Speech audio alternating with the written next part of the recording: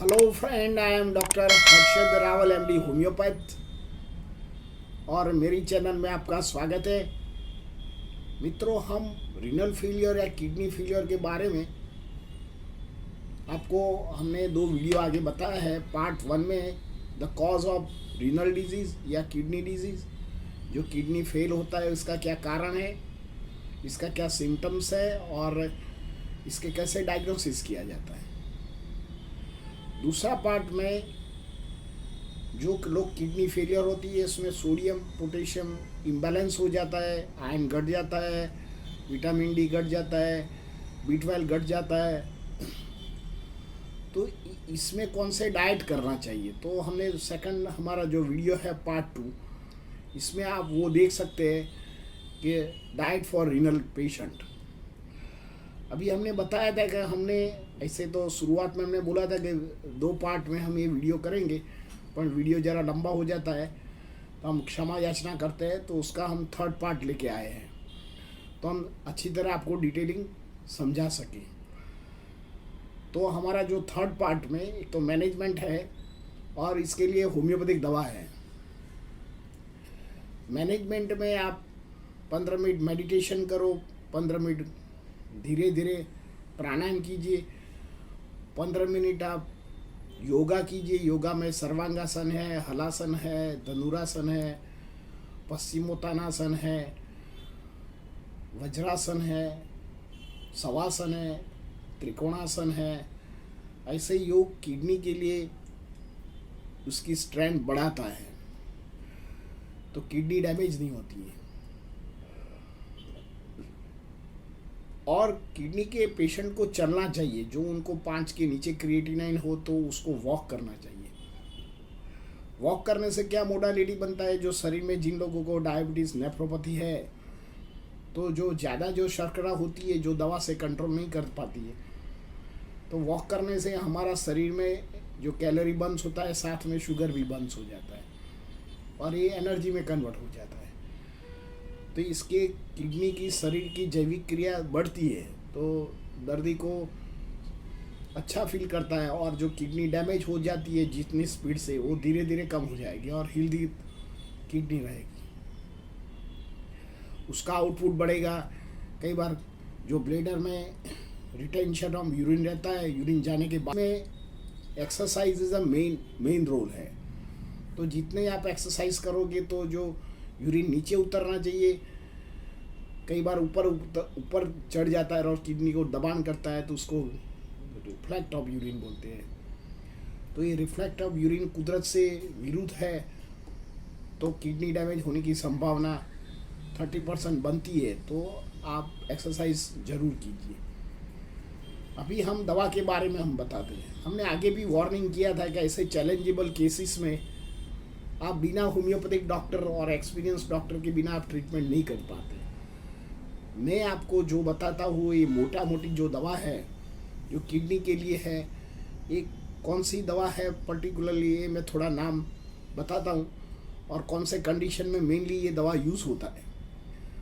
पर तो फिर से मैं वार्निंग करता हूँ कि ये खुद आप ट्रीट नहीं कीजिए, क्योंकि ये जो दवा और डॉक्टर और दवा के बारे में और पेशेंट की जो उसकी पोटेंसी है और कितना डोज देने का है, पेशेंट की सीवियरिटी कितनी है, ये depend on patient severity condition and knowledge of physician. जो भी मैं मोटा मोटी दवा ये आपको एजुकेशन के लिए बताते हैं। तो सबसे पहले जो भी रीनल फेलियर होने का कारण सबसे पहले हाइपरटेंशन है, जिसका रक्तचाप ज़्यादा होता है और कंट्रोल में नहीं रहता है तो long term hypertensive renal failure और हाइपरटेंसिव किडनी फेलियर में होम्योपैथिक में बहुत सारी दवा है। इसमें रावलफोलिया मदर टिंचर है, कैटेगस ऑक्सीकैंथेरिस मदर टिंचर है और कैक्टस ग्रैंडिफोरम है, बेराटा म्यूर है और नेट्रल म्यूर का दवा उपयोग कर सकते हैं। सेकंड थिंग, जिन लोगों को डायबिटीज़ होता है उनको डायबिटीज़ नेफ्रोपैथी या उसको रीनल डायबिटीज़ नेफ्रोपैथी या किडनी डायबिटीज़ नेफ्रोपैथी भी बोला जाता है। ये डायबिटीज़ की वजह से किडनी फेल हो जाती है। और जिन लोगों को डायबिटीज़ होता है ये किडनी, हार्ट या ब्रेन में स्ट्रोक आने की भी संभावना रहती है। तो फिर भी आपको डायबिटीज़ नेफ्रोपैथी हो तो होम्योपैथिक में यूरेनस नाइट्रिकम नाम की जो दवा है, या बल्बारिस वल्गारिस दवा है, या इंसुलिनम 3x दवा हम कई बार पेशेंट को देते हैं, बेराटाम्यूर है, एंड कैलकेरिया कार्ब, ये जो दवा है हम जो पेशेंट जो डायबिटीज़ नेफ्रोपैथी है इसमें यूज़ करते हैं।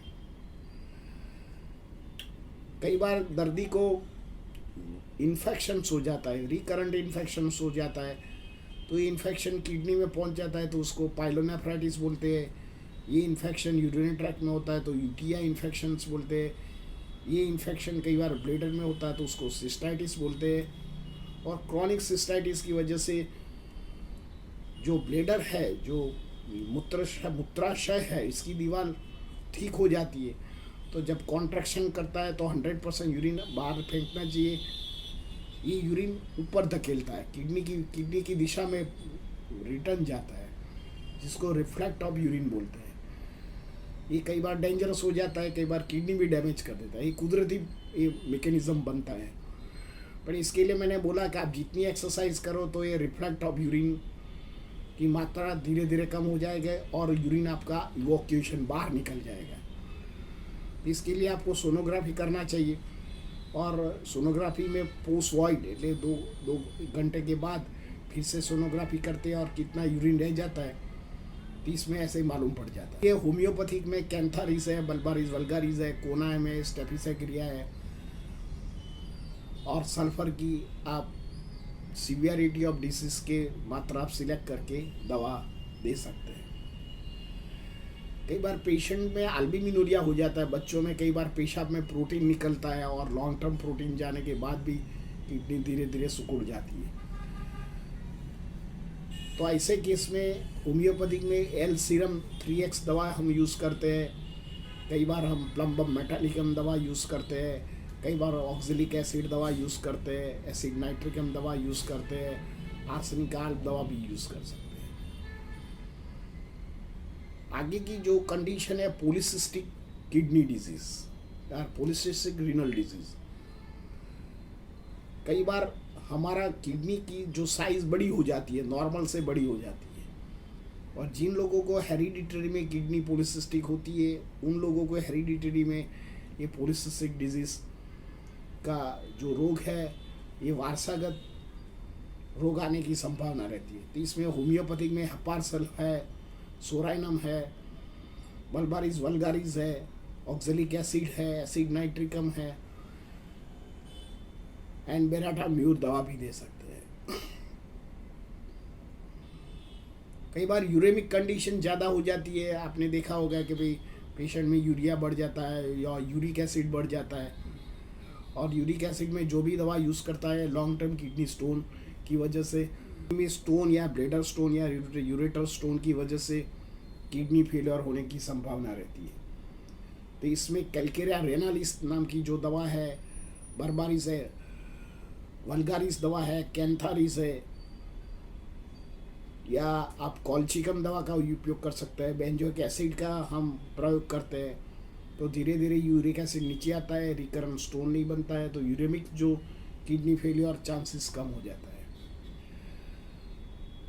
कई बार दर्दी को वायरल इन्फेक्शंस के वजह से जो किडनी डैमेज है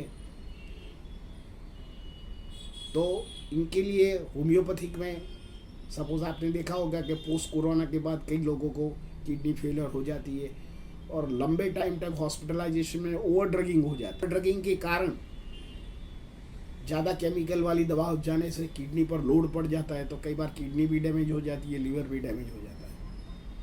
तो इसके लिए आप होम्योपैथिक में आपने कैम्फोरा नाम की दवा है, लक्सवामिका है, बेराटाम्यूर दवा है, प्लम्बम मेटालिकम दवा है, एंड लाइकोपोडियम दवा कई बार हम उपयोग करते हैं। कई बार पेशेंट को आर्सेनिकाल भी दवा देते हैं। कई बार वायरल इन्फेक्शन के बाद भी दर्दी को किडनी फेलियर हो जाती है, जैसे चिकनगुनिया है या कोई वायरल इन्फ्लुएंजा वायरल अटैक हो या न्यूमोनिया हो,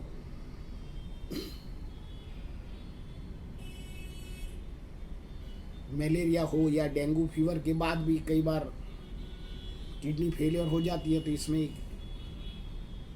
बल्बारिस एक्विफोलियम दवा है या आर्सेनिकल आर्क दवा है, इन्फ्लुएंजा दवा है, जेल्सिमियम का उपयोग कर सकते हैं, इपिटोरियम परफोरेटेशन का भी दवा का उपयोग कर सकते हैं। और लास्ट में कई बार लोगों को कीमोथेरापी लेते हैं, तो कीमोथेरापी की वजह से भी किडनी फेलियर होने की संभावना रहती है।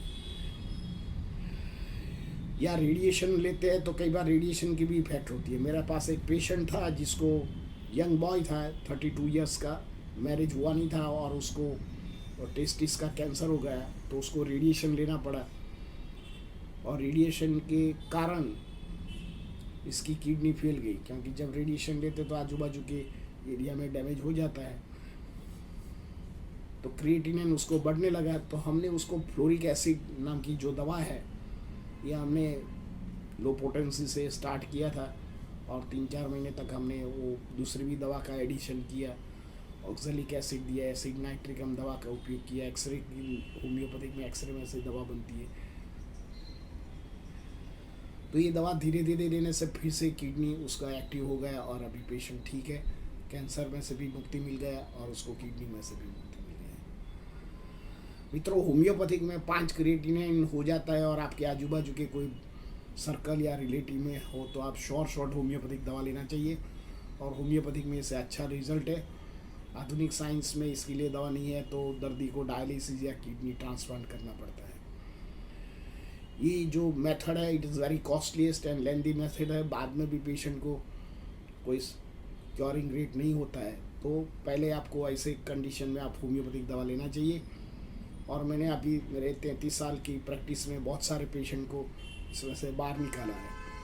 आपको लगता है कि सर कोई डायलिसिस करने वाला पेशेंट को भी इसका दूसरा मेथड है।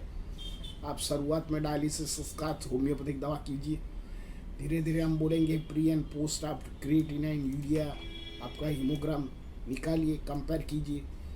जो पोस्ट क्रिएटिनिन आपका जो नीचे आता है तो हम जो आप हफ्ते में 3 डायलिसिस करते थे, 1 डायलिसिस कैसे धीरे धीरे करके एक डायलिसिस कम करते हैं और पेशेंट को उसकी कंडीशन पर पेशेंट को अच्छा रहता है और धीरे धीरे उसका क्रिएटिनिन भी कम हो जाता है, डायलिसिस नंबर ऑफ कम हो जाता है। जितना यंग पेशेंट होता है इसमें नंबर ऑफ उसका क्रिएटिनिन झड़प से घटेगा और नंबर ऑफ डायलिसिस भी घटेगा। बाद में हम पेशेंट को बोलते हैं कि आप महीने में 8 डायलिसिस करते हैं तो ये महीने में 1 डायलिसिस पर आ जाता है। तो ये होम्योपैथिक दवा में बहुत इफ़ेक्टिव एंड असरकारक दवाइयाँ है, तो आपको ट्रस्टवर्धक कोई अच्छे होम्योपैथ के पास जाके भी आप दवा ले सकते हैं। जो हमारा सेंटर में आप प्रोफेशनल दवा लेना चाहते हैं तो जो नीचे बताया हुआ है हमारा व्हाट्सएप नंबर पर, इसमें आपका सबसे पहले तो आपका जो रिपोर्ट है, सोनोग्राफी रिपोर्ट है और आपका यूरिया क्रीनिन का रिपोर्ट है, ये हमको भेजिए, हम स्टडी करेंगे हमारे स्टाफ के साथ। बाद में यहाँ से आपको दवा मिलेगी और दवा से आपको अच्छा हो सकता है। मित्रों, मेरा ये वीडियो आपको कैसा लगा? अच्छा लगता है तो लाइक कर दीजिए, शेयर कर दीजिए। धन्यवाद।